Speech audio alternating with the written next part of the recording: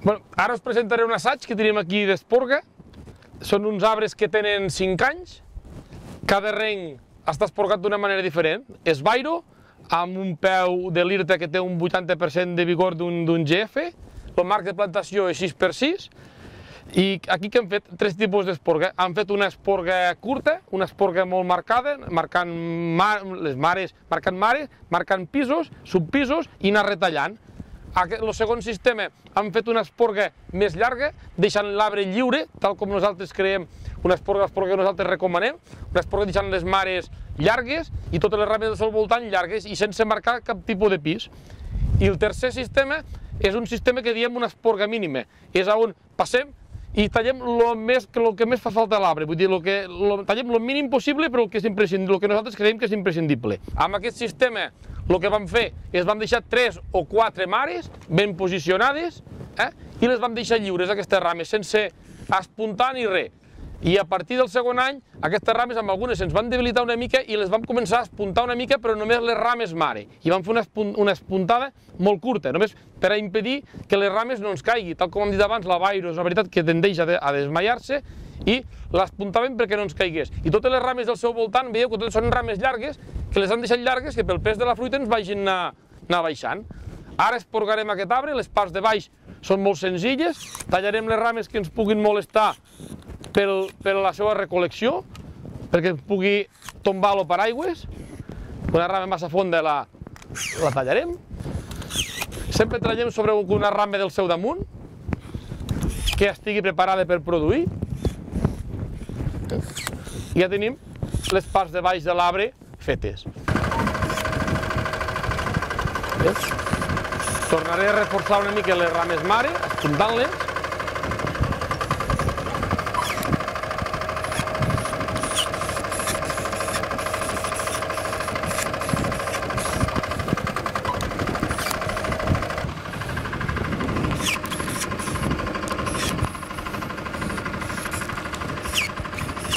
Aquí vam deixar un xupó a la part de dintre de l'arbre, per si aquesta rama que ara tinc a la mà se'ns hauria massa, com que ara veiem que aquesta d'aquí l'hem aguantat a la forma correcta, doncs la de la part de dintre ja la podem traure.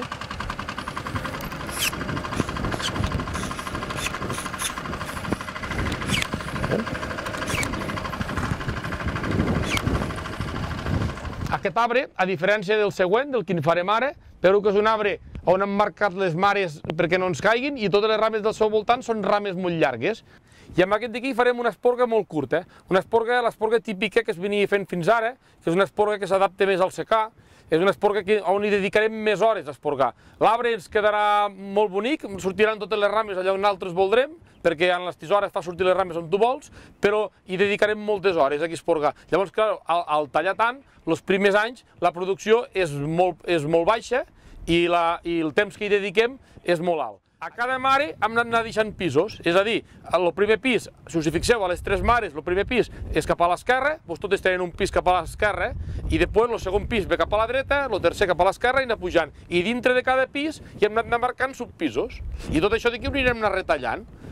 Aquest arbre, veieu que l'arbre que hem fet anteriorment tenia un port que penjava, i aquest d'aquí és un arbre que les rames les hem aguantat, no té forma d'esmai aquest arbre. Aquest arbre estan totes les rames erectes. Per què? Doncs perquè al tallar reforcem i les rames no cauen. Ara esporgarem les parts de baix d'aquest arbre. Veieu? Això d'aquí és la mare, és una mare principal. El primer pis, com us he dit, ve cap a l'esquerra. Doncs què farem ara? Sobre uns 60 centímetres de la tallada de l'any passat, tornarem a marcar. I després, veieu, l'any passat vam marcar un subpis cap a l'esquerra, doncs ara hem de marcar un altre cap a la dreta. És una altra rama que és bona per fer un subpis. Un cap a la dreta, un cap a l'esquerra, aquí en tornem a tindre un altre cap a la dreta, que ja el rebaixarem i aprofitem per obrir-lo, i també el tallem per tornar a forçar perquè ens surti una altra rama.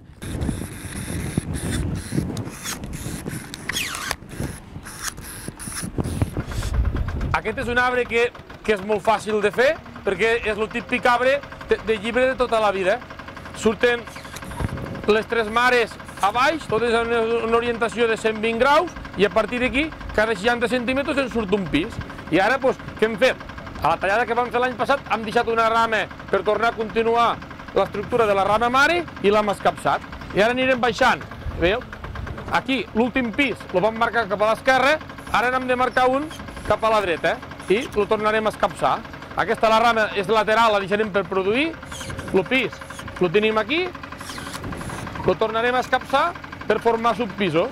I a mesura que anem baixant, veieu? Aquell era cap a l'esquerra, aquest és cap a la dreta. Tornarem a escapçar. Fixeu-vos que al tallar, veieu els anticipats que surten a l'ametller, en diferència amb un pressiguer, tots tenen una forma plana. Llavors, si us hi fixeu, quan tallo, els últims 30 centímetres de la rama, aquests anticipats els tallo. Per què? Perquè si no ens continuaria la rama amb una posició molt plana, formaria una forma de 4. Per això és interessant al tallar llimpiar els anticipats de la punta de la rama. Ja tenim l'arbre esporgat. És un arbre que ens ha quedat molt bonic, un arbre que ens ha quedat molt compacte, tenim totes les rames posicionades allà on nosaltres hem volgut, un arbre molt marcat, 3 mares i pisos al seu voltant, una a l'esquerra i una a la dreta, un arbre de dibuix, però com aquest arbre, el que el penalitza què és? El temps que hi dediquem. En aquest arbre estem dedicant moltes hores empleades aquí per esporgar-lo. Llavors això és una esporga típica de secar, on els arbres, com que els hi falta aigua, no creixen tant i els hem de retallar més per forçar-los, perquè no se'ns agotin, o amb algun lloc gent que es vulguin dedicar més a tindre els arbres més marcats. Però per un general, en plantacions de rec i de la manera que anem a treballar avui en dia, ja no ens podem dedicar a fer aquests tipus d'esporga. En aquest arbre hi farem una esporga mínima, però amb criteri. És a dir, aquí quan hi vam passar l'any després de fer el tall de la creu, en aquest d'aquí vam considerar que tenia 4 rames que estaven ben posicionades per deixar-les com a mare. Aquest arbre té 4 mares, el de la vora en té 6, però aquest concretament ni té 4. Què hem fet aquí? Hem deixat l'arbre lliure, no li hem fet gran cosa. Què farem ara? Tallarem les rames que ens puguin molestar per collir-lo per aigües i si alguna cosa és imprescindible que se'ns està menjant la força d'alguna rama mare. Lo de més, ho deixarem tot. Penseu que per portar endavant un arbre així té que estar molt ben alimentat. Penseu que des de bon principi aquest arbre ha tingut molta rama, ha tingut bastanta producció i aquest arbre té que estar molt ben regat i molt ben abonat. Vull dir que aquest arbre ha d'estar en condicions de reg total i ben dedicat. Tallarem, si hi ha alguna cosa baix que ens pengi massa, ja està. I a les parts de dalt de l'arbre tallarem si hi ha alguna cosa que ens molesta molt. Aquí dalt a la part de dalt hi ha una rama que se'ns fica molt al mig de l'arbre, aquesta rama d'aquí. Tallarem aquesta rama i aquesta d'aquí i per aquest any aquest arbre ja en té poc.